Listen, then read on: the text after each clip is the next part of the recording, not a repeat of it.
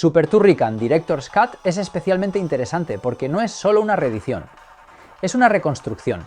Durante el desarrollo original en los años 90, Factor 5 tuvo que recortar contenido por una limitación muy concreta: el espacio del cartucho de Super Nintendo. Eso obligó a eliminar secciones, ajustar niveles y modificar el ritmo del juego, y eso tuvo consecuencias directas en la experiencia final. Décadas después, esta versión recupera parte de ese material descartado y lo reintegra dentro del juego, con una progresión diferente y un flujo más cercano a la intención original del equipo. El resultado no es un juego completamente nuevo, pero sí una versión que se siente más coherente, más continua, menos fragmentada. Y aquí es donde se vuelve realmente interesante. Empezamos con la tormenta y los rayos.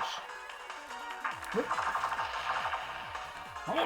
¡Uy, no, el aire, no! Porque esto no es contenido creado hoy, es contenido que ya existía, pero que nunca llegamos a ver. Material de desarrollo que se quedó fuera por limitaciones físicas, no por decisiones creativas. Y eso convierte esta edición en algo muy especial, casi una forma de arqueología del desarrollo de videojuegos. Pero hay otro detalle clave.